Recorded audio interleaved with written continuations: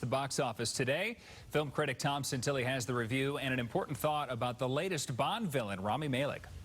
Marvel movie box office dominance that we've seen over the past couple months is finally going to come to an end this weekend when the latest James Bond movie, No Time to Die, finally lands in theaters.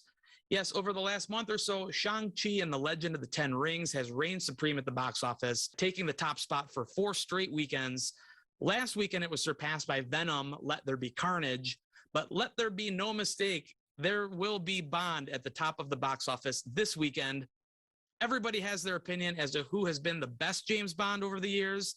But one thing that I think we can all agree on is that Daniel Craig has been stellar.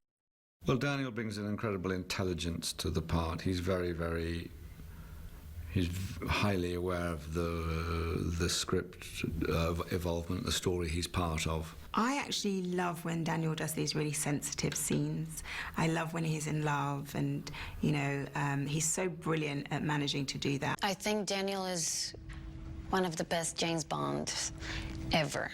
A lot of the time you'll have someone shouting at you during the scene, because as well as I do, that a lot of the effects will be added on later, so you don't actually see them. So someone will shout gunfire or explosion, so you kind of have to act and react to that.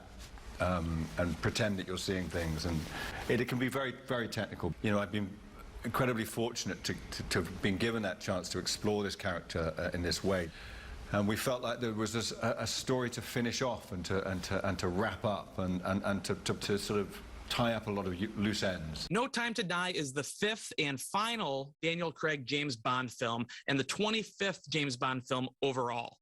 Originally slated to hit theaters in November of 2019, it was delayed and then delayed several more times due to the pandemic, finally coming this weekend. It takes characters and stories from the last 5 films, beginning with Casino Royale in 2006, and it ties them all up in what will be a satisfying conclusion for most James Bond fans. How does this stack up to other films? Well, I think that Skyfall was kind of the peak of the Daniel Craig James Bond era.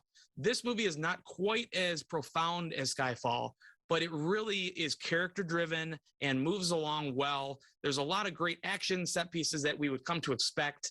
It is a little long. It's about 2 hours and 43 minutes long. The middle third has a little too much exposition and some stuff that I think could have been a little tighter. And the main problem with the film is its villain. Now, we know Bond villains over the years have been great. Rami Malek plays the villain Safin in this movie, and he is not one of these great, memorable Bond villains. It kind of sucks the energy out of the movie. However, Daniel Craig is great. There's a lot of emotion, and it definitely closes out this chapter in the James Bond saga. James Bond will return. We just don't know in what incarnation or who will be playing him or her. We'll just have to wait and see. For my full review of No Time to Die and other films in release, you can check out movieshowplus.com for all of my written reviews. I'm Tom Santilli. We'll see you at the movies. Somebody has to stand up for victims. It took a lot of courage to get up on that stand.